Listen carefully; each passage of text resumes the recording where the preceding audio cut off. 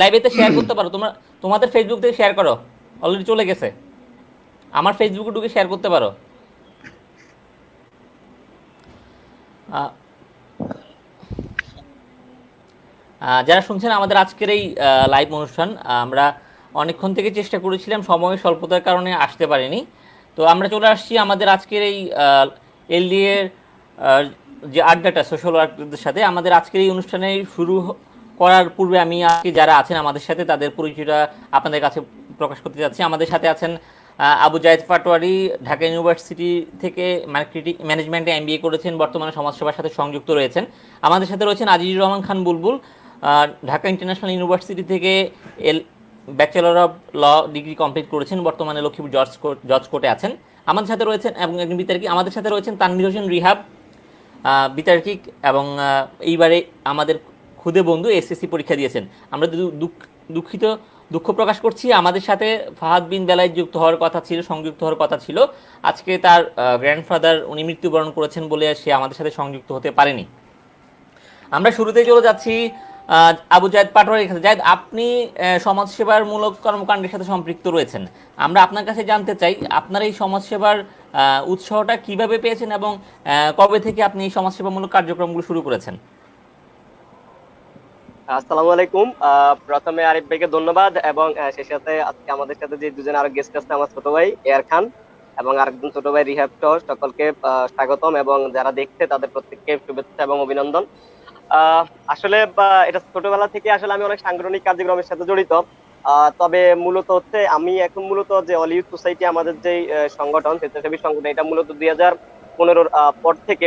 যদিও আমার এই উৎসবটা বলতে পারেন আমি যখন স্কুল লেভেলে ছিলাম তখন থেকে বিভিন্ন টুর্নামেন্ট আয়োজন করতাম। এরপরে আমার স্কুল থেকে যখন চলে যায়, এরপরে আমার পালারহাট পাবলিক হাই স্কুল প্রাক্তন ছাত্র ফোরাম আছে, আপনারা জানেন প্রাক্তন ছাত্র ফোরাম, সেখানে গড়ে তুলে বিভিন্ন হতদরিদ্র শিক্ষার্থীদের জন্য। এরপরে কাজ করতে করতে ঢাকায় বিভিন্ন সিনিয়র মানুষদের সাথে মিশা, সেখানে আমাদের বিভিন্ন ফোরাম, সেখান থেকে সিনিয়রদের থেকে উৎসাহ পেতে পেতে আসলে মনে করেন এলাকার মানুষের প্রতি ভালোবাসার টানে ছোট ভাইদেরকে নিয়ে আমাদের এই সংগঠনগুলো এবং সামাজিক কাজগুলো করা। হ্যাঁ জায়েদ, এই সামাজিক সংগঠন কাজগুলো যখন আপনারা করতে যান, কি ধরনের প্রতিবন্ধকতা আপনারা আসলে পেয়ে থাকেন? আহ যেহেতু আসলে আমাদের প্রেক্ষাপটটা একটু ভিন্ন, হয়তোবা শহরের দিকে, যেমন লক্ষ্মীপুরের শহরের দিকে যারা স্বেচ্ছাসেবী সংগঠন পরিচালনা করে তাদের সমস্যাগুলো হচ্ছে এক ধরনের, আর আমাদের সমস্যাগুলো হচ্ছে ধরেন একটু আলাদা। যেটা আমরা গ্রামে সংগঠন করি, আর সংগঠন করতে প্রথমত যে সমস্যাগুলো হচ্ছে, প্রথমে মানুষ আইডেন্টিফাই করে যে কে, প্রথমে তার পলিটিক্যাল আইডেন্টি খুঁজে, যে কাজ করতে গেলে আসলে রাজনীতি করে কিনা, কোন দলের, হয়তো এটার পিছনে কোনো ইন্ধন আছে কিনা। তারপরে হচ্ছে সামাজিক, যখন এই কাজগুলো আমরা ভালো কাজগুলো তো হচ্ছে করতে গেলে অনেক মন্দ মানুষের বিরুদ্ধে হয়ে যায়। যেমন আমি যখন মাদক নিয়ে কাজ করি তখন এক শ্রেণীর মানুষ আছে তাদের বিরুদ্ধে চলে যায়। আমি যখন বাল্য বিবাহ নিয়ে কাজ করি তখন এক শ্রেণীর মানুষের পিছনে চলে যায়। যখন আবার ধরেন সামাজিক যে সমস্ত কুসংস্কার, সামাজিক যে যেমন এই এখন ধরেন যেমন আমাদের এই করোনা কালে ক্রিটিক্যাল যে সময়, যে মানুষের চাল চুরি করতেছে, এদের বিরুদ্ধে যখন বলি তখন এই ধরনের মানুষগুলো আমাদের মানে দোষটুটি এগুলা খুঁজে আর কি, যে প্রতিবন্ধকতা কিভাবে এদেরকে বাধা দেওয়া যায়। অথবা অনেকে চিন্তা করে যে আহ এই সমস্ত তরুণরা এখন আসছে, এরা নতুন নতুন বাণী শোনাচ্ছে, মানে এরকম বিভিন্ন প্রতিবন্ধকতার সৃষ্টি করতে চায় আর কি। বাট তারপরেও সমাজের অনেক মানুষ আছে যারা প্রকৃত ভাবে চাচ্ছে যে এলাকার উন্নয়ন হোক, বা মানুষের শিক্ষা ব্যবস্থা ভালো হোক। এইসব কারণেই অনেক বেশি উৎসাহিত। আমার কথা হচ্ছে 10% বা 20% ক্রিটিসিজম থাকবেই, কিন্তু সমাজের অন্য মানুষগুলো কিন্তু আসলেই চাচ্ছে যে সমাজে ভালো কিছু হোক। এটা হচ্ছে আসলে সবচেয়ে বড় কথা। বাধা বিপত্তি এরকম থাকবেই টুকিটাকি, এটা কোনো বিষয় না আর কি। আচ্ছা, যে আমরা আপনার কাছে আরেকটা বিষয় জানতে চাচ্ছি জায়েদ, স্বেচ্ছাসেবকমূলক যে কর্মকাণ্ডগুলি আসলে গ্রহণ করা হয় সেগুলো তো আসলে আপনাদের ব্যক্তিগত অনুদান কিংবা পারিপার্শ্বিক যে অনুদানগুলো হয় সেখান থেকে করা হয়। এর মধ্যে স্বেচ্ছাসেবকমূলক কার্যক্রম আপনারা গঠন করতে গিয়ে আপনারা যে প্রতিবন্ধকতাগুলো আপনাদের সামনে চলে আসে সেটা কেমন, সেই কষ্টগুলো কেমন? কষ্ট বা প্রত্যেকটা কাজে, যেমন প্রতিটা ইভেন্ট করার সময় অনেক কষ্টের হয়ে থাকে আসলে। যখন প্রত্যেকটা ইভেন্ট, আর আমাদের অল ইউথ সোসাইটি আপনি জেনে থাকবেন যে বেশিরভাগ সময় আমাদের অনেকগুলো অ্যাক্টিভিটি থাকে। যেহেতু আমরা গ্রামের একটা সংগঠন, আমাদের অর্থনৈতিক ভাবে তেমন একটা শক্তিশালী না, কিন্তু সংগঠন হিসাবে অল ইউথ সোসাইটি কার্যকারিতার দিক থেকে অনেক কাজ করি আমরা। বাট আপনি এই যে প্রতিবন্ধকতার কথাগুলো বলছেন, আসলে যখন এগুলো আসে তখন অনেক খারাপ লাগে, যে মন চাই যে না আর কাজ করবো না। এত মানুষের জন্যই তো আমরা চাচ্ছি যে এলাকার ছেলে পেলে গুলো ভালোভাবে পড়ালেখা করুক, এরা একদিন প্রতিষ্ঠিত হোক, এরা এক একদিন কেউ ডিসিএসপি হবে, আমাদের এলাকাকে আলোকিত করবে। আমাদের এলাকা থেকে বাল্য বিবাহ, তারপর হচ্ছে বিয়েতে যে যৌতুক প্রথা, এগুলো বন্ধ হবে। মাদক থেকে আমাদের এই তরুণ শ্রেণীরা মুক্তি পাবে। আমরা আসলে এগুলোই চাই। তো সেক্ষেত্রে করতে গেলে যখন বাধা পায় অনেকগুলো কাজ, অনেক ইভেন্ট করতে গেলে রাজনৈতিক কিছু প্রতিবন্ধকতা কিছু কিছু মানুষ সৃষ্টি করে প্রোটোকল নিয়ে, যে হয়তো বা কোনো অনুষ্ঠান করতে গেলে কাকে রাখতে হবে, কাকে না রাখতে হবে, কাকে রাখলে ভালো হবে, এইসব নিয়ে একটু একটু হয়। কিন্তু তারপরে যখন একটা অনুষ্ঠান সাকসেস হয়ে যায়, তাহলে আসলে আর তখন আর এসব মনে কষ্ট থাকে না। যে যে যত কথাই বলুক, কারণ 80% মানুষ সাপোর্ট দেয় বিদায় কিন্তু কাজগুলা করা যায়। আর সে কারণে যত প্রতিবন্ধকতাই থাকে ওগুলা কিন্তু সমাজের মানুষের সহযোগিতা কিন্তু আমরা করি।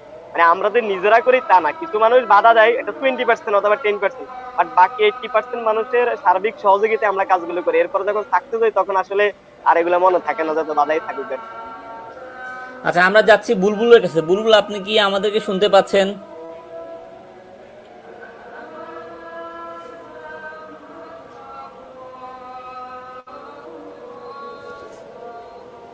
সরি, আসলে নেট সমস্যার অনেক কারণে আমরা আজকে বিকেল থেকে অনেকবার চেষ্টা করে কানেক্ট হতে পারিনি। রিহাব, আপনার কাছে জানতে চাচ্ছি, আপনি একজন বিতার্কিক হওয়ার যে গল্পটি, সেই গল্পটি আসলে কিভাবে এসেছে আমি আপনার মুখে জানতে চাচ্ছি।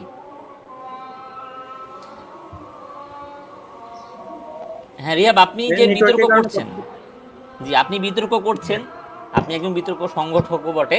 তো আপনি এবার এসএসসি পরীক্ষা দিয়েছেন, এই সময় আপনি আপনার সময়গুলো কিভাবে কাটাচ্ছেন?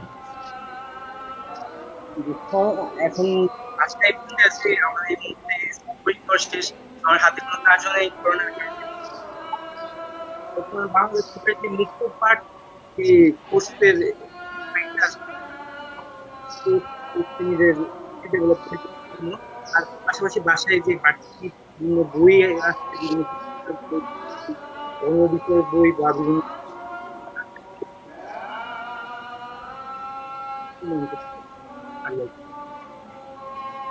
আচ্ছা রিয়াব, আমরা যাচ্ছি বুলবুলের কাছে। বুলবুল, আপনি একজন বিতার্কিক হওয়ার গল্পটি একটু জানতে চাচ্ছি, কিভাবে এই অনেক মানুষের অনেক পেশা থাকে, আপনি একজন আইনজীবী বটে। এই শুরু জীবনের স্টুডেন্ট লাইফে শুরু থেকে একজন বিতার্কিক হওয়ার গল্পটি কেন, মানে কিভাবে আপনি একজন বিতার্কিক হয়ে উঠেছেন, আমরা সেই গল্পটি জানতে চাচ্ছি আপনার কাছে। জি, উপস্থাপক মহোদয়কে অসংখ্য ধন্যবাদ আমাকে ফ্লোর দেওয়ার জন্য।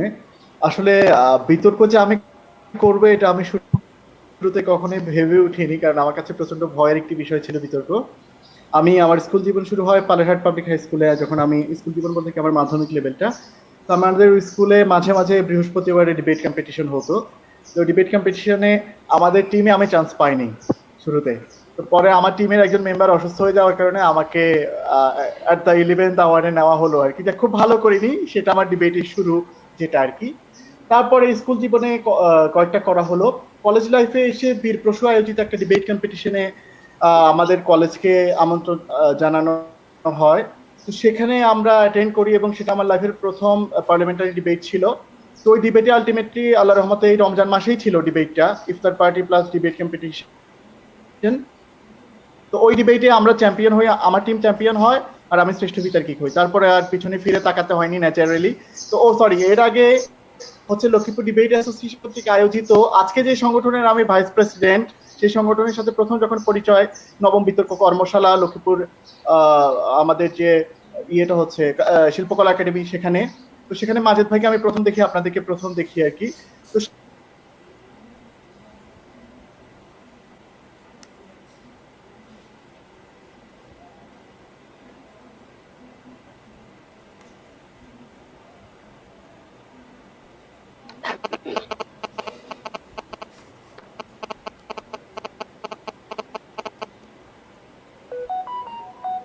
হ্যাঁ বুলবুল, আমরা আসলে আপনার কণ্ঠটা ভয়েসটা মিউট হয়ে গেছে সম্ভবত, আমরা আপনার শেষের কথাগুলো শুনতে পারিনি। জায়েদ, আপনার কাছে যাচ্ছি। জায়েদ, এই স্বেচ্ছাসেবীর গল্পগুলো কেমন? আপনাদের যখন একটা আয়োজন আপনারা করেন বা যে কোনো একটা আয়োজন করতে যান, যে প্রতিবন্ধকতাগুলো আসে, আপনাদের অনেকগুলো ভালো কাজ আছে জায়েদ। আমি যেটা জানি, প্রথম কাজ হচ্ছে আপনারা যে ভালো কাজগুলোর মধ্যে প্রথম হচ্ছে ঢাকায় আপনাদের এলাকার যে যারা যেভাবে আসে, আপনারা প্রত্যেকটা মানুষের পাশে দাঁড়ান, প্রত্যেকটা মানুষের সুখে দুঃখে পাশে দাঁড়ানোর চেষ্টা করেন। তারপর হচ্ছে আপনারা বাংলাদেশের যে আমি জানি যে অলিভ সোসাইটি শুধুমাত্র আপনার লক্ষ্মীপুর উত্তরাঞ্চল কেন্দ্রিক না, এই মুহূর্তে আপনাদের 5-6টি সাংগঠনিক জেলা রয়েছে। ঢাকা মানিকগঞ্জে আপনারা কাজ করছেন, নারায়ণগঞ্জে আপনারা কাজ করছেন, আপনারা ফেনীতে কাজ করছেন, নোয়াখালীতে কাজ করছেন স্বল্প পরিসরে।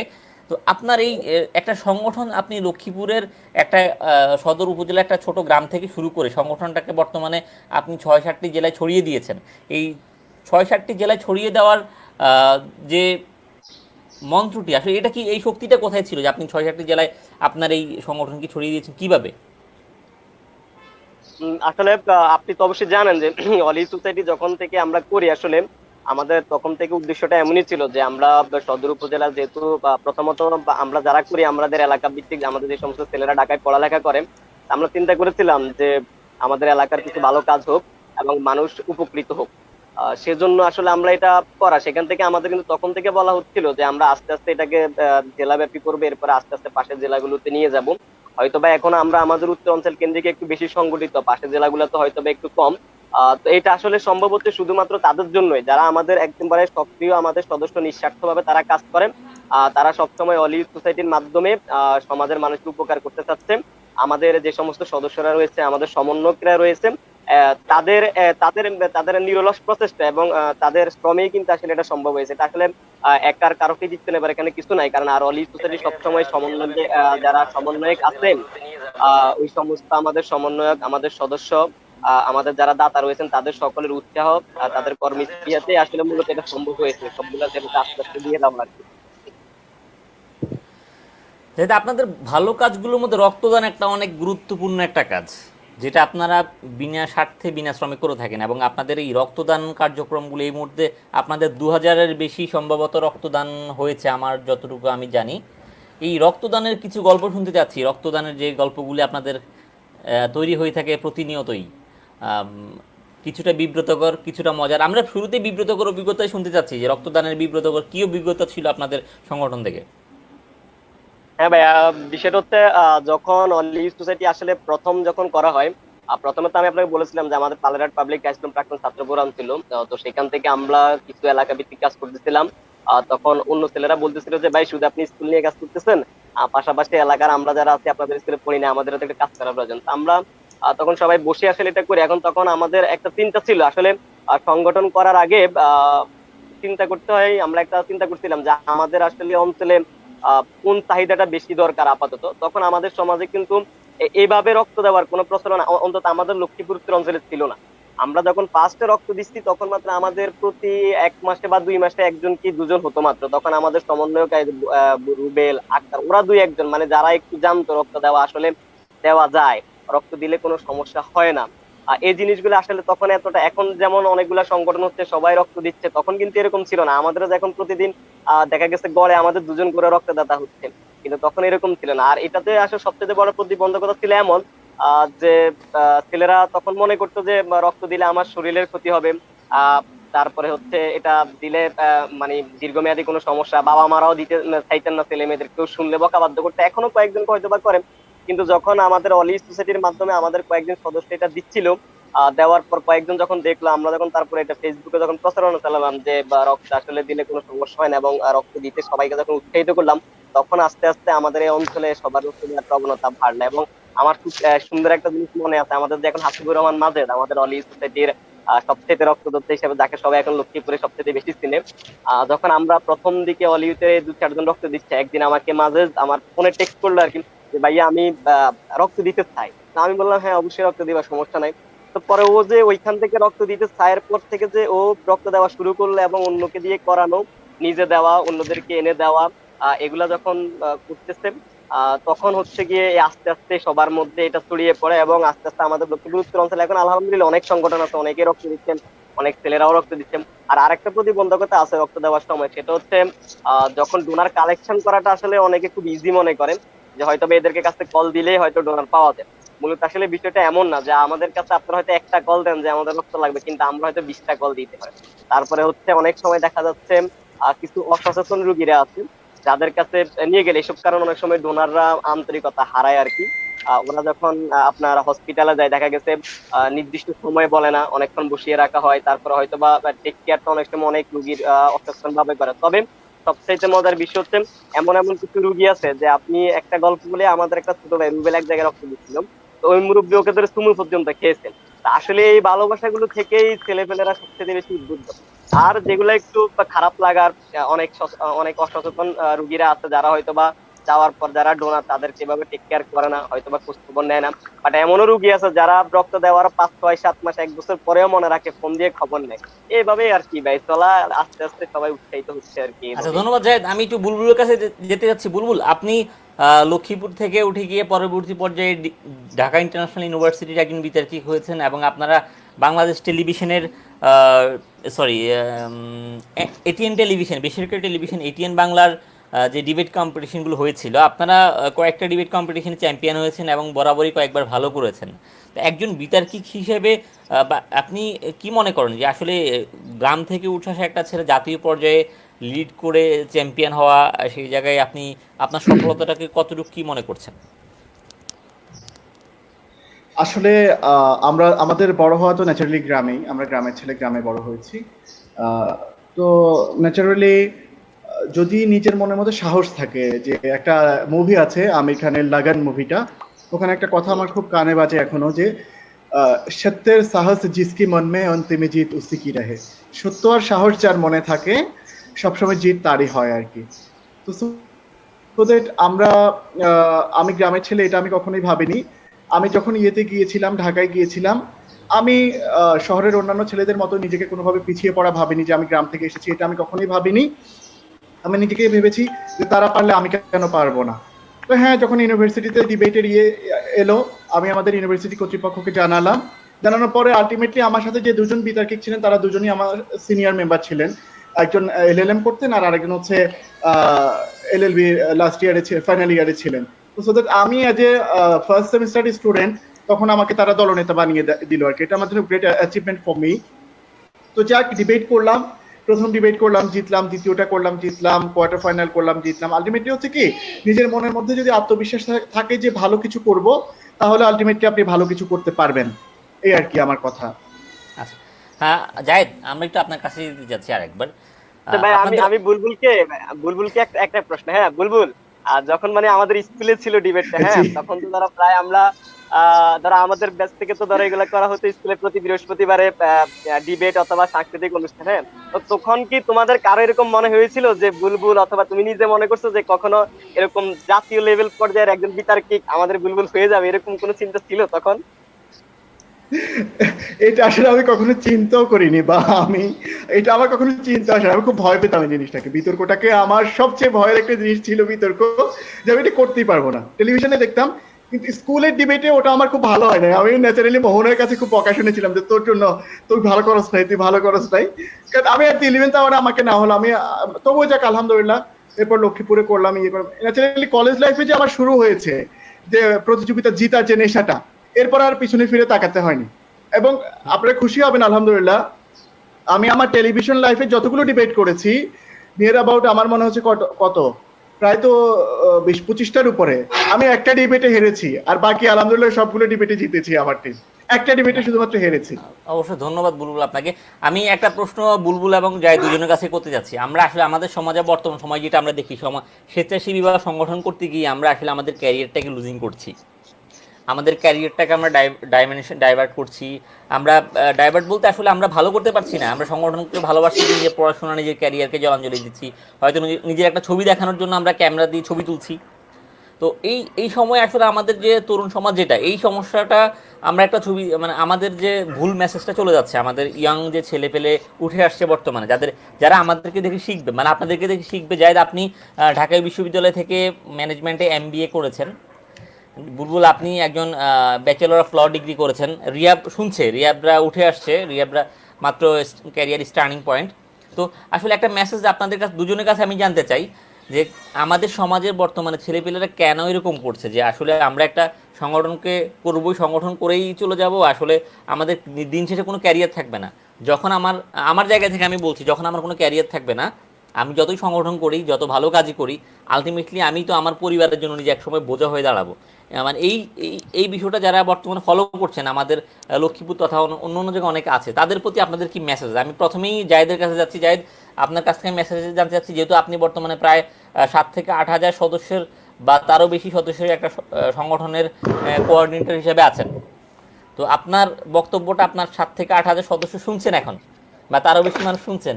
আমি জানতে চাচ্ছি যে আপনি আপনার এই সদস্যদের প্রতি আপনার মেসেজটা কি? আসলে মূলত বিষয় হচ্ছে বর্তমান প্রেক্ষাপটে হচ্ছে আপনি যেটা বলছেন, ছবি তোলা অথবা এইদিকে কেন সবাই ডাইভার্টেড হচ্ছে, সবাই কেন ক্যারিয়ার নিয়ে ভাবতেছে না। আসলে প্রথমত হচ্ছে গিয়ে আমরা যারা এটা শুরু করেছিলাম আসলে নিতান্ত আমরা মন থেকেই চাচ্ছিলাম যে দুইটা কারণে। একটা হচ্ছে যখন আমার কোনো চাহিদা থাকবে না, আমি যখন তরুণ অবস্থায় কোনো সামাজিক কাজ অথবা ভালো কাজ করবো, আমার কোনো চাহিদা থাকবে না, আমার কাছে যত লক্ষ টাকায় আসুক আমি সেটা প্রপার ইউজ করবো। কিন্তু যখন আমি ব্যক্তিগত জীবনে চলে যাব, পারিবারিক জীবনে চলে যাব, তখনই আমার মধ্যে স্বার্থ, লোভ এগুলো দেখা দিবে। তো সেই কারণে মূলত আমরা সবসময় উৎসাহিত করি যারা তরুণ, এনার্জেটিক, তারাই সামাজিক কাজগুলো করুক, তারাই পরিচালিত করুক। কারণ তাদের তাদের মধ্যে সততার বিষয়টা এখন পর্যন্ত ঠিকঠাক।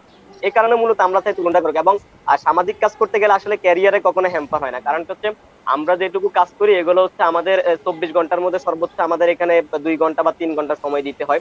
এখানে ক্যারিয়ারে তেমন একটা হ্যাম্পার হয় বলে আমার মনে হয় না। তবে কিছু লোক যখন এটাকে একনিষ্ঠভাবে নিয়ে যায় যে না আমি এটাকে ক্যারিয়ার হিসেবে নিচ্ছি, যে সামাজিক সংগঠন আমি করব, আমি এখান থেকে লিডার হব, এখান থেকে আমার পারিবারিক রুটি রুজি হবে, আমার ব্যক্তি জীবন এখানে স্টাবলিশ হবে, তখন আসলে সমস্যা দেখা দেয়। সমস্যাটা হচ্ছে যখন একজন স্বেচ্ছাসেবী যখন মনে করেন যে না এটা আমার স্বেচ্ছাশ্রম আছে, পাশাপাশি এখান থেকে আমার রুটি রুজির ব্যবস্থা করতে হবে, আমি এটাকে পেশাদারিত্ব নিতে হবে। যেমন একজন রাজনীতিবিদ যখন আমরা ছাত্র রাজনীতি করে আমাদের একটা টেন্ডেন্সি থাকে যে আমি এখান থেকে আমার কলেজের সভাপতি হবো, সেখান থেকে মহানগর হবো, মহানগর থেকে আমার সেন্ট্রাল হবো, সেন্ট্রালের পর আমি এমপি হবো, এমপির পর আমি মন্ত্রিত্ব হবো। মানে আমার একটা পর একটা পর্যায়ে থাকে লোভ লালসা, যে তখন তারা এটাকে পুঁজি করে নিয়ে এই এভাবেই তারা করতে করতে একসময় তারা এতটাই স্বার্থময় হয়ে যায়, মানে লুবি তাদের স্বার্থ নিজের ক্যারিয়ার নিয়ে ভাবতে ভাবতে তখন আর তারা সংগঠন কিভাবে চলবে সেদিকে আসলে কেউ করে, সবাই তখন নিজের যশ প্রতিপত্তি এগুলো নিয়ে চিন্তা করে। ঠিক তেমনি আমাদের এই স্বেচ্ছাসেবীদের মধ্যে এখন কিছুটা দেখা যাচ্ছে যে হয়তো বা কেউ কেউ মনে করতেছে যে তারা ভালো লেবে। যেমন আমি এক উদাহরণ দিই, বিদ্যানন্দ খুব ভালো কাজ করতেছে। এখন সবাই যদি মনে করে যে না আমিও বিদ্যানন্দ হয়ে যাব, কিন্তু আসলে বিদ্যানন্দ হওয়াটা মূল বিষয় না, বিষয়টা হচ্ছে আপনি বিদ্যানন্দ যে কাজগুলো করতেছেন আপনি সেই কাজগুলো করতেছেন কিনা।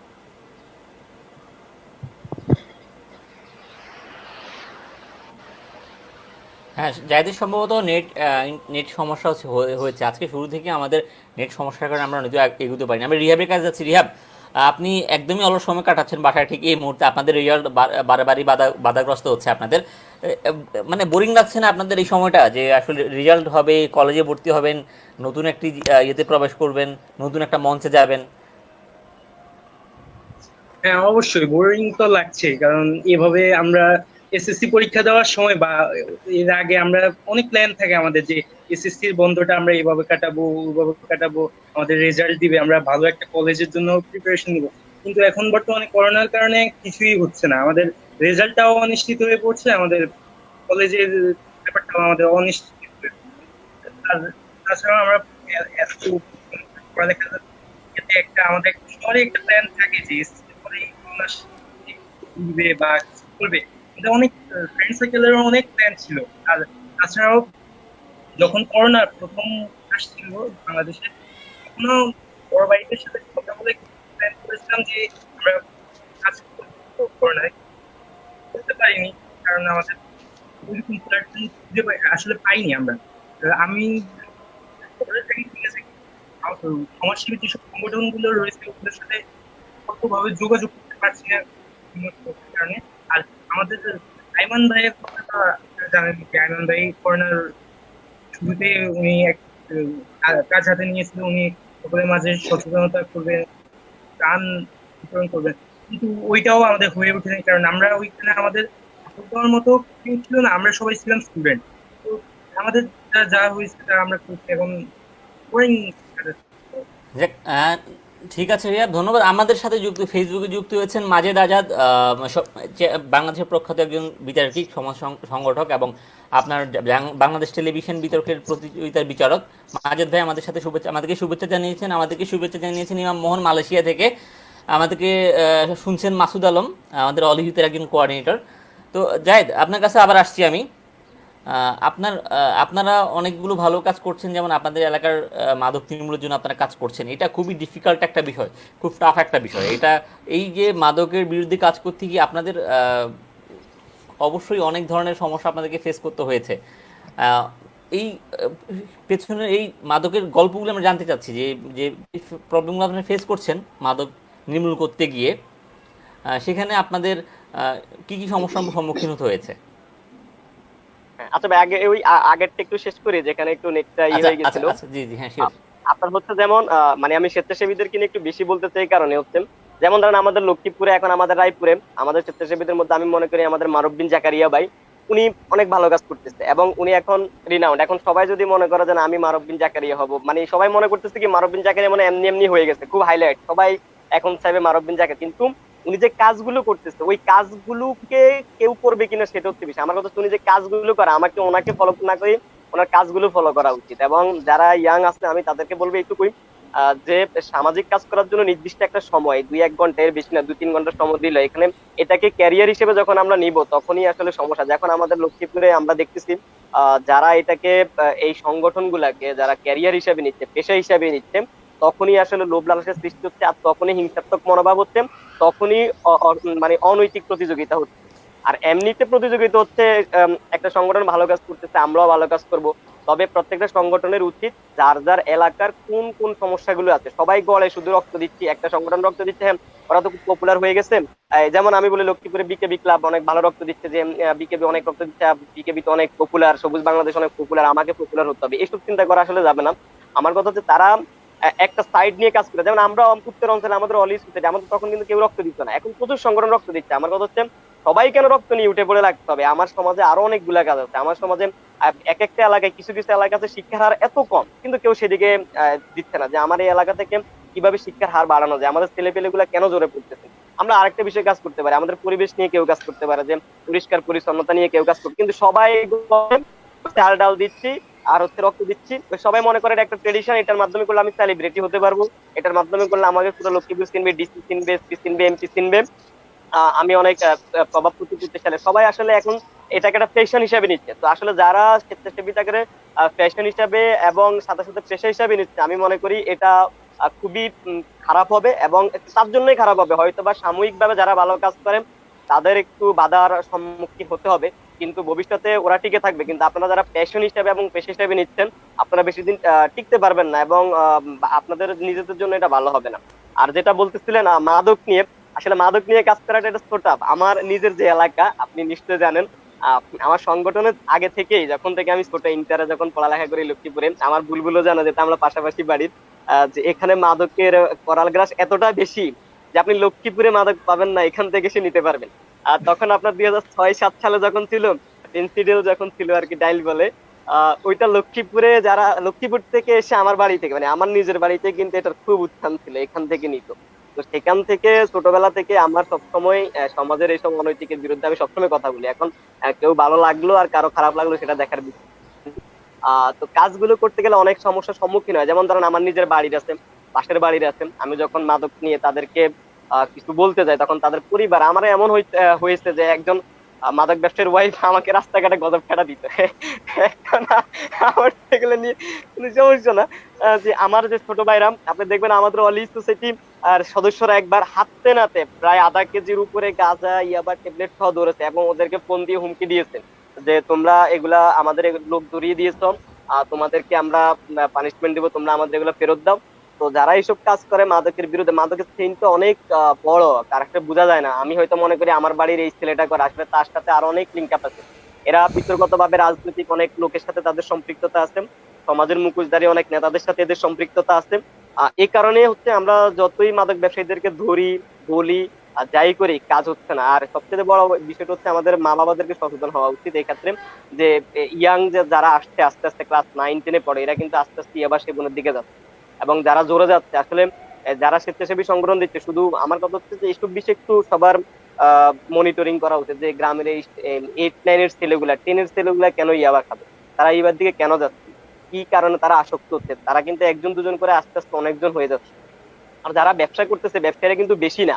আমরা যদি সবাই মিলে চেষ্টা করি, 7-8 জন ব্যবসায়ী, এই 7-8 জন ব্যবসায়ীর দ্বারা কিন্তু 7-8 হাজার মানুষ ক্ষতিগ্রস্ত হচ্ছে। এই 7-8 জন ব্যবসায়ীকে রুখে দেওয়া কোনো বিষয় না। তবে সেটার জন্য একেবারে প্রথমে যাদের সদিচ্ছা প্রয়োজন সেটা হচ্ছে ইউনিয়ন পরিষদের চেয়ারম্যান, উপজেলা পরিষদের যারা দায়িত্বে আছে এবং রাজনৈতিক লেভেলে যারা নেতা আছেন। আপনারা যদি সবাই মন থেকে এটা যদি ওরা বলতে পারে যে সে ছাত্রলীগ হোক, ছাত্রদল হোক, যুবদল হোক, যুবলীগ হোক, তারা যদি নেতারা বলে যে আমার দলের হোক, আপনি তাকে মাদকের জন্য ধরবেন, তাকে আমরা পানিশমেন্ট দিবই এবং তাকে দল থেকে বহিষ্কার করবে, এই কাজটা কিন্তু আমাদের সমাজের সব নেতারা ছাপাই গায়, কিন্তু কেউই করে না। একদম সব দলের, আওয়ামী লীগ বলেন, বিএনপি বলেন, তাদের তাদের প্ররোচনায় কিন্তু আবার কিছু আওয়ামী লীগ বিএনপির কিছু নেতা কিন্তু আবার ভালো কাজ করে, তারা কিন্তু আবার এদেরকে দরিয়ে দেয় অথবা তাদের বিরুদ্ধে বলে, কিন্তু কিছু কিছু মানুষ এদেরকে আশ্রয় প্রশ্রয় দিয়ে রাখে, ওপেনে হোক অথবা গোপনে হোক। এইসব কারণে যদি রাজনীতিবিদরা, আমি 100% আপনাকে বলতে পারি, যদি রাজনীতিবিদরা যদি সদিচ্ছা নিয়ে বলে যে এই সমাজে মাদক ব্যবসায়ী থাকবে না, আমি আপনাকে কনফার্ম বলতে পারবো যে এই সমাজে মাদক ব্যবসায়ী থাকবে না।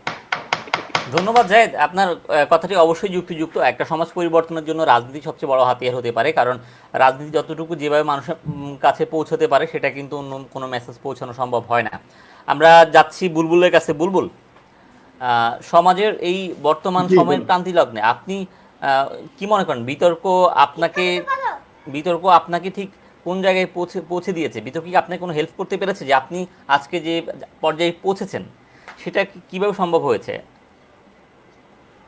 অ্যাকচুয়ালি বিতর্ক এমন একটা শিল্প, যে শিল্প আপনার ক্যারিয়ার গঠনের ক্ষেত্রে সবচেয়ে বেশি কাজে লাগে। কোনো বিতার্কিক পড়াশোনা না করে সে বিতর্ক করতে পারবে না, সে বিতার্কিক হতে পারবে না। শুধুমাত্র আপনি কথা বলতে পারেন, আপনি যথেষ্ট বাগ্মী, কিন্তু আপনি বিতর্ক করতে গেলে আপনার বাগ্মিতা দিয়ে শুধুমাত্র আপনি বিতার্কিক হতে পারবেন না। আপনাকে লজিক থাকতে হবে, আপনাকে ইনফরমেশন থাকতে হবে, রেশিও থাকতে হবে, স্ট্যাটিস্টিক্স থাকতে হবে, সবকিছুর জন্য আপনাকে প্রচুর পড়াশোনা করতে হবে। তো এজ এ ডিবেটার, যদি সে একজন ভালো স্টুডেন্ট না হয় তাহলে সে একজন ভালো বিতার্কিক কখনোই হতে পারবে না, কারণ বিতার্কিক হতে গেলে তাকে পড়াশোনা করতে হবে। আমি একটু যদি বলি, আমাদের বাংলাদেশের বর্তমান শিক্ষামন্ত্রী এবং তিনি সাবেক সফল পররাষ্ট্রমন্ত্রী ছিলেন, বর্তমানে সফল শিক্ষামন্ত্রী বলতে পারি, ডাক্তার দীপুমণি, যিনি আমাদের একজন বিতার্কিক ছিলেন, সাবেক বিতার্কিক ছিলেন। তারপর আমাদের মাননীয় আইসিটি প্রতিমন্ত্রী জুনায়েদ আহমেদ পলক, তিনিও কিন্তু সাবেক একজন বিতার্কিক। তারপর আমাদের ডাক্তার আব্দুল নূর তুষার, হাসান আহমেদ চৌধুরী কিরণ, আমাদের হচ্ছে ওনারা হচ্ছে লাইমলাইটেড বিতার্কিক। এরপর আমি যদি বলি, ঢাকা ইউনিভার্সিটি ডিবেটিং সোসাইটির ইতিহাসে প্রথম নারী নির্বাচিত নারী সভাপতি আমাদের শামীমা আক্তার জাহান পপি আপা, উনি একজন বিতার্কিক নারী সংগঠক এবং শুধু তাই না, উনি বর্তমানে একজন নির্বাহী ম্যাজিস্ট্রেট, পড়াশোনা করেছে, বিতার্কিক ছিলেন। উনি কক্সবাজার আছেন। হ্যাঁ হ্যাঁ, উনি একজন নির্বাহী ম্যাজিস্ট্রেট। তারপরে আমাদের হাসান তৌসিফ ইকবাল ভাই, উনি একজন নির্বাহী ম্যাজিস্ট্রেট। চট্টগ্রাম বিশ্ববিদ্যালয়ের আমিনুল ইসলাম ইমরান ভাই, হ্যাঁ, তারপরে আমিনুল ইসলাম ভাইয়া, উনি আছে এসিলেন্ট হিসেবে চট্টগ্রামের একটা জেলাতে, তো চট্টগ্রামের একটা উপজেলাতে। তো সো দ্যাট মানে এরকম আপনি যারা ভালো বিতর্ক করেছে তাদের ক্যারিয়ার গুলো খুব ব্রাইট। আপনি মানে কি বলে এটাকে, আপনি আমাদের এই যে কি বলে এটাকে, ডাক্তার আব্দুল নূর তুষার ভাইয়ের কথা চিন্তা করেন, তিনি একজন ডাক্তার, কিন্তু আলটিমেটলি তিনি একজন বিতার্কিক ছিলেন। ডাক্তার দীপুমণি, যিনি একজন সফল শিক্ষামন্ত্রী, তার কথাগুলো শোনেন কতটা শিক্ষণীয় কথা বলে। উনি একজন রাজনীতিবিদ, কিন্তু তার কথার মধ্যে শিক্ষা থাকে। প্রতিটা রাজনীতিবিদের কথার মধ্যে কিন্তু শিক্ষণীয় সবকিছু থাকে না, কিন্তু ডাক্তার দীপুমণি যতটুকু কথা বলে তিনি ততটুকু কথা শিক্ষণীয় কথাই বলে। তো সো দ্যাট আপনি একজন বিতার্কিক হতে গেলে মাস্ট বি আপনাকে পড়াশোনা করতে হবে। আর পড়াশোনা করলে আপনার গোলটা, যেটা আমরা একটা ভালো ক্যারিয়ারে যাব, আমি একজন ডিসি হব, আমি একজন নির্বাহী ম্যাজিস্ট্রেট হব, আর আমি একজন এসপি হব, অথবা আমি এরপর আমি আমাদের মাজেদ ভাইয়ের কথা বলি, লক্ষ্মীপুর ডিবেট অ্যাসোসিয়েশনে যিনি চেয়ারম্যানের দায়িত্ব পালন করছেন। উনি এক সময় তুখুর বিতার্কিক, বর্তমানে জাতীয় টেলিভিশন, বাংলাদেশ টেলিভিশনে উনি বিচার কার্য পরিচালনা করছেন। তিনি তার কর্মক্ষেত্রে তিনি সফলতার স্বাক্ষর রেখেছেন। তো সো দ্যাট মানে আপনি ভালো পড়াশোনা করলেই কিন্তু ভালো বিতার্কিক হতে পারবেন, এবং ভালো পড়াশোনা করলে, ভালো বিতার্কিক হলে আপনি আপনার কর্মক্ষেত্রে আপনি ভালো অবদান রাখতে পারবেন, যেটা আমরা দেখি আর কি। আপনি আপনার ক্যারিয়ার ক্ষেত্রে আপনি একজন ব্যারিস্টার হন, নো প্রবলেম, আপনি বিতার্কিক হিসেবে আপনি কোর্টে খুব ভালো করতে পারবেন, কারণ আপনি যেহেতু বিতর্ক করতেন, তথ্য উপাত্ত দিতেন, যুক্তি দিতেন, এটা আপনার কোর্টে খুব ভালো কাজে লাগে। সো একজন বিতার্কিক সে তার সকল ক্ষেত্রে খুব ভালো কাজ করতে পারবে। বুলবুল, আমি আপনার কাছে জানতে চাচ্ছি, আমি নিজেও চাচ্ছি যে আপনাদের এই যে কোর্টে যাওয়ার যে চিন্তা ভাবনা, আমি নিজেও যদি ভবিষ্যতে সেই পেশায় যেতে পারি কিনা, আমার ইচ্ছা আছে সেই পেশায় খুব তাড়াতাড়ি ইনভলভ হওয়ার। তো আপনার এই কথাটা আমার মনে থাকবে যাতে ভালো করা যায়। রিহাব, তোমার কাছে আসছি। রিহাব, এখন বাসায় সময় কিভাবে কাটছে তোমার?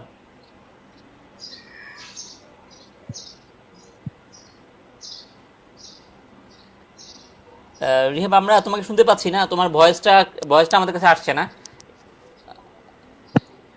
আসলে বর্তমানে বাংলাদেশ সরকারের যে ফ্রি কোর্স গুলো আছে মুক্ত পাঠে, ওইখানে আত্মোন্নয়ন বিষয়ক কোর্স বা বিভিন্ন করতো, ওই কোর্সগুলো করছি আর বাসায় বসে ওগুলা নিজেকে ডেভেলপ করার চেষ্টা করছি। কিন্তু এখন আমার অন্য কোনো কাজ নেই আমার হাতে, তাই আমার মনে হয় এই মুহূর্তে আমার নিজেকে improve করাটাই বেটার হবে। নিজেকে বাসায় বসে কি আন্টিকে সাহায্য করা হয়, কাজের ক্ষেত্রে কোনো সাহায্য করা হয় রিয়াব? হ্যাঁ পারি করি। ও আচ্ছা আচ্ছা, গুড। আপনার আসলে এটা একদমই না, এখন করোনাকালীন সময় আসলে আমাদের যেহেতু বাইরে কোনো কাজ নেই, আমরা সবাই বাসায় চার দেওয়ালের মধ্যে আবদ্ধ, সেক্ষেত্রে না, আহ, আসলে আসলে আসলে রিহাবের ক্ষেত্রে আমি একটু বলছি, আমাদের হোস্ট মহোদয়কে রিহাবের ক্ষেত্রে আমি একটু বলছি যে ও যে বাসায় কাজ করে সেটা আমি খুব ভালো করে জানি। কারণ আমরা দেখুন লক্ষ্মীপুর আদর্শ সমাজ প্রভেন্ট হাই স্কুল, লক্ষ্মীপুরের সবচেয়ে অন্যতম শ্রেষ্ঠ শিক্ষা প্রতিষ্ঠান, যেখানে আমরা ডিবেটের ওয়ার্কশপ করেছিলাম। তো সেখানে এই রিহাব ছেলেটি, আমাদের আদরের ভাইটি, সে পুরো প্রোগ্রামটা অ্যারেঞ্জ করেছিল। সাথে ছিল আমাদের আরেক কৃতি বিতার্কিক রাহিমুল ইসলাম, সে বর্তমানে ঢাকা কলেজে পড়াশোনা করছে। তো মানে এরা এবং মামুন নটরডেমে পড়ছে। এই কয়জন মানুষ মিলে আমাদের মতো একটা ইনস্টিটিউশনে এত বিশাল একটা অনুষ্ঠান আয়োজন করেছে এবং সফলভাবে আয়োজন করেছে। এবং মানে আমরা বলি এটা আমাদের দিক থেকে শতভাগ সফল। তো ওই প্রোগ্রাম যে ছেলেগুলো এত স্বল্প সময় আয়োজন করতে পারে, সে বাসায় আলটিমেটলি আন্টিকে কাজে হেল্প করে, বাসার কাজে হেল্প করে, পড়াশোনাও খুব ভালো করে। তো তাদের রিহাবের ক্ষেত্রে আমি এই কথাটা আমি বলতে পারি। যাক, রিয়াব তোমাকে কিন্তু ভালো একটা মার্কস দিয়ে দিল, বুলবুল তোমাকে একটা ভালো মার্কস দিয়ে দিল। যাক, আমরা আশা করি বুলবুলের সেই কথার প্রতিচ্ছবি হয়ে থাকুক, সব কিছু সমস্যা নেই ইনশাল্লাহ। সামনে ভালো রেজাল্ট, সামনে তোমাদের রেজাল্ট দিবে, সেই সময় ভালো করা উচিত। যেহেতু তোমাদের সামনে এসএসসি পরীক্ষার রেজাল্ট সম্ভবত বৃহস্পতিবার দিবে, তাই না? 21 তারিখ, হ্যাঁ। 21 তারিখে খুব ভেরি রিসেন্ট চলে আসছে। আমরা তোমার জন্য অবশ্যই অনেক অগ্রিম শুভকামনা থাকলো। হ্যাঁ। জাহিদ, আপনার কাছে আসছি। জাহিদ, আপনারা মূলত কিছু কাজ করেন, যেমন আপনাদের এলাকায় মানুষজনের পাশে দাঁড়ানো করার জন্য বর্তমানে আপনারা কয়েকদিন আগে একটা কাজ হাতে নিয়েছিলেন, ঘর তুলে দেওয়ার। আপনাদের এলাকার অনেক মানুষ, আমি যতটুকু জানি, যে গরিব অবস্থায় আছে, তাদের ঘর নেই। আপনি হয়তো জানেন যে আপনাদের বাংলাদেশ সরকারের একটা প্রকল্প আছে, ঘর আশ্রয় না জমি আছে, ঘর নাই, সেই সব মানুষদেরকে ঘর করে দিবে। আপনার এলাকায় এরকম কোনো মানুষ ঘর পেয়েছে কি? আমার জানা মতে মানে আমাদের এই এরিয়াতে এখনো ভাবে কেউ ঘর পেয়েছে বলে মানে আমার অন্তত জানাতে নাই। মানে আমার এই সারাউন্ডিং যতটুকু আছে আমাদের পালেরহাট অথবা কিলবেচাতে, তো আপনি জানেন আমরা ইয়েতে ইউনিয়নে পেয়েছে। নাগের দিঘির পাড়ে একজন মানুষকে, হুম, তো আশেপাশে বেশি একটা না, হয়তো বা কম। তবে আপনি তো জানেন কয়েকটা লিস্ট দেওয়া হয়েছে, এটা আপনি অবগত আছেন যে আমরা কয়েকজনের একটা লিস্ট দিয়েছি যাতে সরকারিভাবে গরিব মানুষগুলোর ঘর হয়ে যায়। তো যারা আসলে এসব প্রকল্প নিয়ে কাজ করে, আমি আসলে সবার একটু সদিচ্ছা থাকা প্রয়োজন সবসময়, যেহেতু সরকার কিন্তু দিচ্ছে এগুলো গরিব মানুষের জন্য, অসহায় মানুষের জন্য।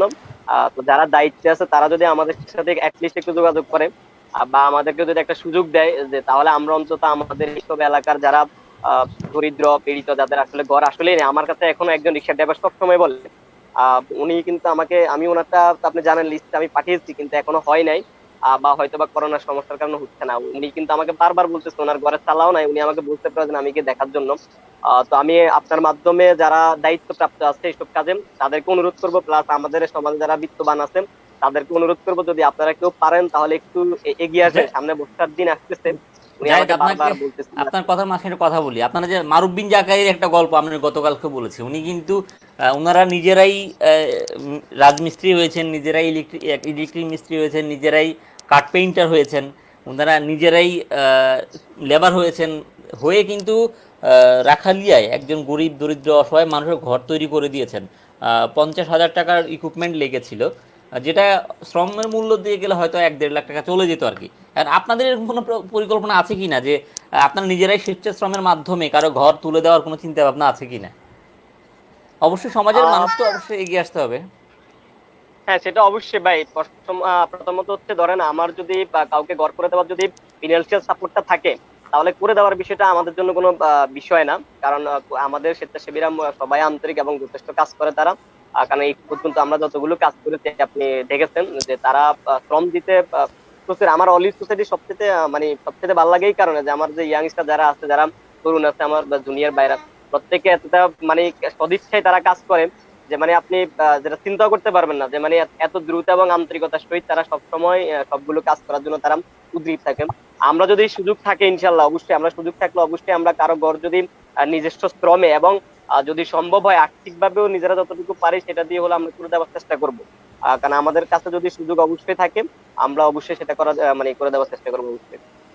জায়েদ, আর একটা প্রশ্ন আপনার কাছে, সেটা হচ্ছে আহ, একটু পর আসছি। আমাদের সাথে যুক্ত হয়েছেন এফ আরমান আহমেদ, উনি আপনাদেরকে ধন্যবাদ জানিয়েছেন। আমাদের সাথে যুক্ত হয়েছেন রাইফুল ইভান, আমাদের আগামী দিনের ডাক্তার, যারা আসলে এখন প্ল্যান হচ্ছে ডাক্তার হওয়ার, এখন থেকে যে সে উদ্দেশ্য নিয়ে কাজ করে যাচ্ছে সে সফলকাম হোক, আমরা সেটা চাই। আমরা চাচ্ছি, আমরা রিহাবের কাছে যাচ্ছি। রিহাব, তুমি তো এবার এসএসসি কোন বিভাগ থেকে দিয়েছো? মানে তোমার এসএসসি কোনটা থেকে, সায়েন্স না কমার্স না আর্টস? সায়েন্স সায়েন্স থেকে। আর তোমার ভবিষ্যৎ পরিকল্পনা কি? তোমার ভবিষ্যৎ পরিকল্পনাটা কি?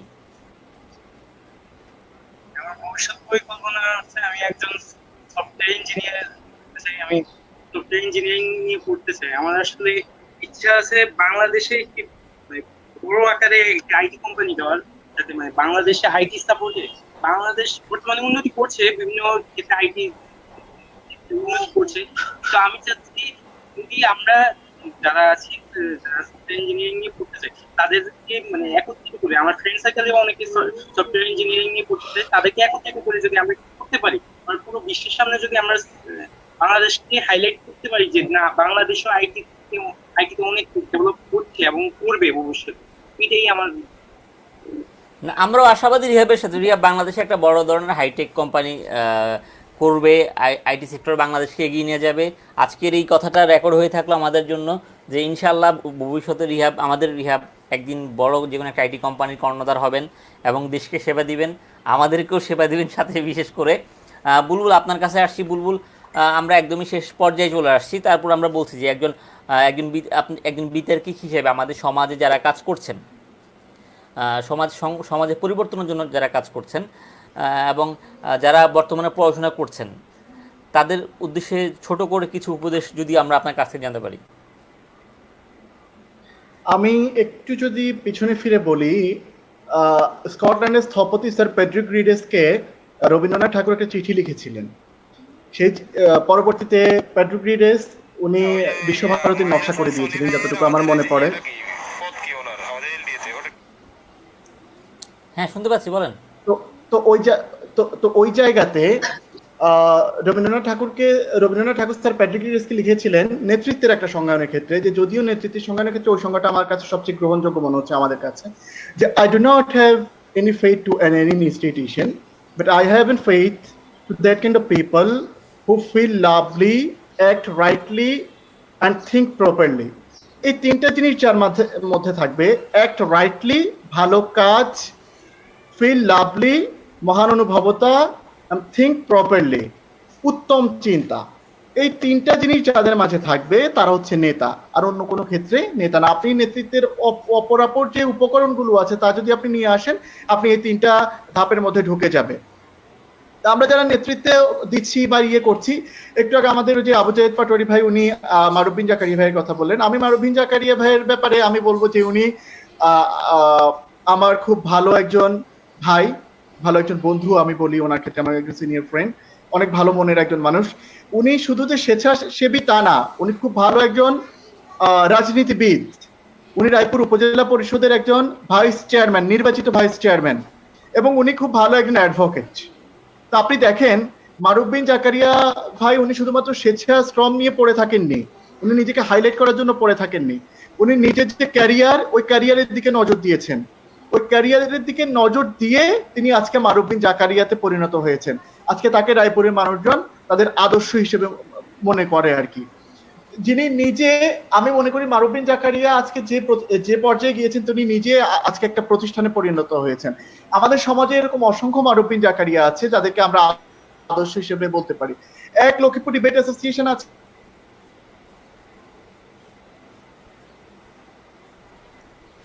আচ্ছা, বুলবুলের কথা ইন্টারভিউ হয়ে যাচ্ছে। আমি আমাদের সাথে যুক্ত হয়েছেন ফেসবুকের মাধ্যমে জোবাইদ হক নিশান, উনি শুভেচ্ছা জানিয়েছেন অনেক ভালো অনুপ্রেরণামূলক। তো আমি যেটা বলছি যে আজকের এই প্রোগ্রামের মাধ্যমে জনগণকে, যে আপনারা নেতা হন, নেত্রী হন, এটাতে আমাদের কোনো আপত্তি নেই, কারণ নেতা নেত্রী, ভালো নেতা নেত্রীর আমাদের দরকার আছে। কিন্তু আপনি নেতা নেত্রী হতে গিয়ে আপনি সমাজের ইয়াবা ব্যবসাকে আপনি প্রাধান্য দিবেন, যে যারা ইয়াবা ব্যবসা করে বা মাদক ব্যবসা করে তাদের সাথে আপনার একটা সখ্যতা থাকবে, যারা সমাজের অপকর্মগুলো করে, যারা অস্ত্রবাজি করে, চাঁদাবাজি করে, তাদের সাথে আপনার সখ্যতা থাকবে। আপনি অ্যাজ এ মাসলম্যান হিসেবে থাকবেন যে আমি একজন নেতা, তাদের সাথে আমার খুব ভালো সখ্যতা আছে। আমার খারাপ কাজগুলো যখন কেউ বলে উঠবে, তাদেরকে আমি কি আমার ঢাল হিসেবে ব্যবহার করব, তাহলে আপনি কখনোই ভালো নেতা হতে পারবেন না। আপনি কখনোই বঙ্গবন্ধু হতে পারবেন না, বা আপনি কখনো একজন ভালো নেতা ওই যে ফিডেল কাস্ট্রো হতে পারবেন না। আপনাকে ভালো একজন নেতা হতে হবে।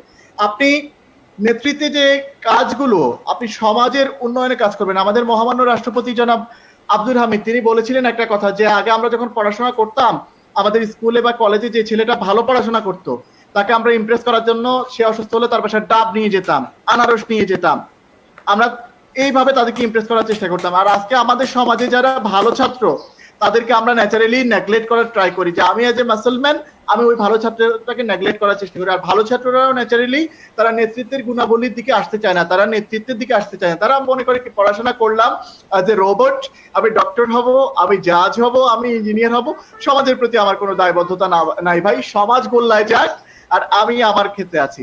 অ্যাজ এ ভালো student he will B A best leader, আমি এটা মনে করি। He will B a great national leader. তো এই টাইপের মানুষ হতে হবে আমাদেরকে। শেখ হাসিনা একদিনে জন্মায়নি, শেখ হাসিনা একজন ভালো ছাত্রীও ছিলেন, জননেত্রী শেখ হাসিনা আজকে প্রধানমন্ত্রী হয়েছেন। এভাবে অসংখ্য মানুষ আপনি পাবেন, যে আপনি যারা পড়াশোনা করেছে, ভালো পড়াশোনাও করেছে, ভালো নেতাও হয়েছেন। তো এই টাইপের, আপনি যদি শুধুমাত্র পড়াশোনা নিয়ে পড়ে থাকেন, আপনি সমাজের প্রতি নজর না দেন, তাহলে হবে না। আপনার সমাজের প্রতি আমাদের দায়বদ্ধতা আছে, আমাদের পরিবারের প্রতি আমাদের দায়বদ্ধতা আছে, আমাদের সকলের প্রতি আমাদের দায়বদ্ধতা আছে। আজকে বাংলাদেশকে যে একটা আমরা সাম্প্রদায়িক সম্প্রীতির বাংলাদেশ বলছি, এই বাংলাদেশ শুধুমাত্র আমি বা আবু জাহেদ পাটোয়ারি ভাই, ইভান, যে রিহাব, আরিফ ভাই, ওনারা গড়ে তুলতে পারবে না। এই বাংলাদেশ আমাদের সকলের। এই বাংলাদেশ আমরা সকলে গড়ে তুলবো। আমাদের সমাজটাকে যদি আমরা পরিবর্তন করতে পারি, আলটিমেটলি ক্ষুদ্র বালুকার কণা বিন্দু বিন্দু জল গড়ে তোলে মহাদেশ সাগর অতল। আমরা ক্ষুদ্রভাবে আমাদের বাড়ি পরিবর্তন করলাম, আমাদের দ্বারা আমাদের সমাজ পরিবর্তন হলো, আস্তে আস্তে আমাদের দেশটা পরিবর্তন হয়ে যাবে। আমাদের দেশ একদিন আমরা বিশ্ব রাজনীতিতে আমরা অবদান রাখবো, যদি আমরা এখনো রাখছি। বাংলাদেশের নারীরা যেখানে আজকে অবহেলিত ছিল, সেখানে নারীরা আজকে পড়াশোনা করে অনেক ভালো কাজ করছে, যেটা আমাদের সমাজে আমরা বলতে পারি এটা আমাদের একটা গ্রেট ইনিশিয়েটিভ আমাদের গভর্নমেন্টের। আজকে নারীদের ক্ষেত্রে সেনাবাহিনীর 2 স্টার জেনারেল, দ্যাট মিনস একজন মেজর জেনারেল হলেন ডক্টর সুসানে গীতি। তো এটা কি নারীদের ক্ষেত্রে অনেক বড় একটা মানে অর্জন আমি বলবো। আমাদের পুলিশে আছেন অতিরিক্ত আইজিপি র্যাঙ্কের মানে নারী কর্মকর্তা। তো সো দ্যাট আমরা নারী শিক্ষার দিকে আমাদেরকে জোর দিতে হবে। আপনি আমাদের প্রতিটা ক্ষেত্রে যদি আপনি পরিবর্তন আনতে পারেন, তাহলে আমরা একটা আদর্শ সমাজ পাবো, আদর্শ দেশ পাবো। বিশ্বনবী সাল্লাল্লাহু আলাইহি ওয়াসাল্লাম যেটা বলেছিলেন, আমাদের প্রাণের রাসূল, যে আমরা এমন একটা সমাজ চাই যে সমাজে ন্যাচারালি সকল মানুষ ভালো থাকবে। আমরা সকল মানুষের ভালো থাকাটা চিন্তা করি। আমি নিজে ভালো থাকবো বা আবু জাহেদ পাটোয়ারি ভাই উনি নিজে ভালো থাকবেন, এটা চিন্তা করলে হবে না। আমাদের সকলে ভালো থাকতে হবে। সকলে যদি মিলে যদি ভালো থাকি, তাহলে সেটা হচ্ছে আলটিমেটলি আমাদের ভালো থাকা। আর আমাদের সমাজের একটা ছেলে যদি বকে যায়, নষ্ট হয়ে যায়, রিহাব যদি এখান থেকে নষ্ট হয়ে যায়, তাহলে সেই জিনিসটা আমাদের বুকেই লাগবে, কারণ রিহাব আমাদেরই ভাই, আর তারা আমাদের সমাজেরই মানুষ। তো সো দ্যাট আমরা সকলে মিলে কাজ করে সমাজ পরিবর্তন করতে হবে। আমাদের সাথে আমাদেরকে শুভেচ্ছা জানিয়েছেন আমাদের লক্ষ্মীপুর ডিবেট অ্যাসোসিয়েশনের এক সময়কার সাংগঠনিক সম্পাদক পার্থ সারথী সাহা দাদা।